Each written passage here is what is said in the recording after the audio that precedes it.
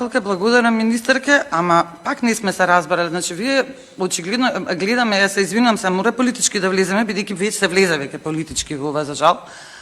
Многу сакате да ги превртувате зборовите, 5 дена превртувате една изјава, сега и моите зборови ги испревртевте, значи стварно не ве разбирам.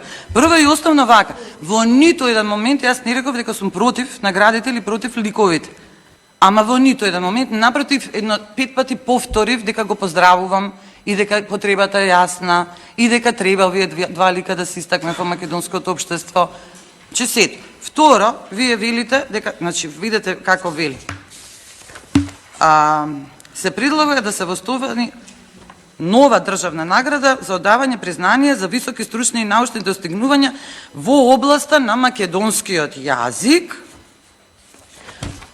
Во втората предложена награда за одавање признание за високи стручни и научни достигнувања од областа на албанскиот јазик и албанологијата во земјата.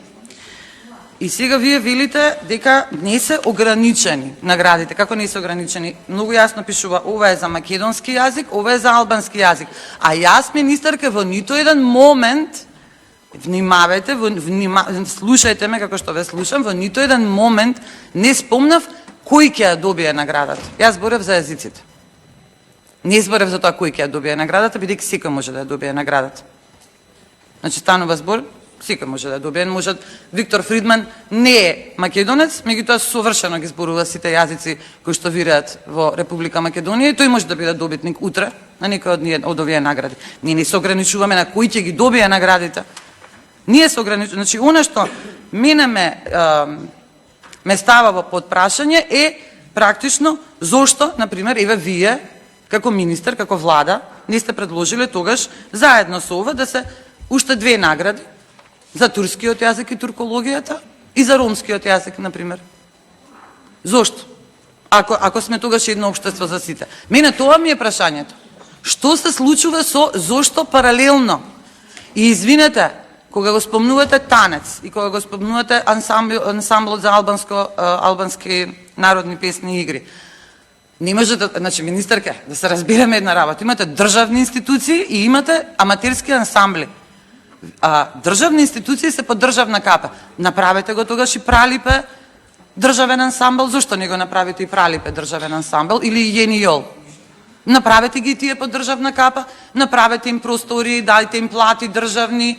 Па зошто не го направите тоа? Ама 4, 5, 6 години сте на власт, значи зошто не го направите тоа? Зошто не го видите и награда за турски јазик? Зошто не го видите и за ромски јазик? Ама како не постоела иницијатива? Иницијатива може владата да даде, не мора да се чека иницијатива, колешке. Во секое време може владата, ако владата е со концептот едно општество за сите, тогаш и владата можеше да ги даде овие иницијативи. Не ги спинувајте зборовите.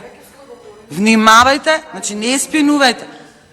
Го делите, јас не реков да се спојат наградите. Повторно не сте ме слушале. Реков да се стават во различни категории, да се размисли на можно решение, конструктивно да размислиме на можно, да биде едната за достигнување во јазиците, а другата да биде во достигнување, например, на преводи на јазици од македонски на други или од други на македонски. Бидете инвентивни, бидете конструктивни, а не да го делиме општеството. Ама општеството се подели, затоа што ништо нема од концептот едно општество за сите. Ви благодарам.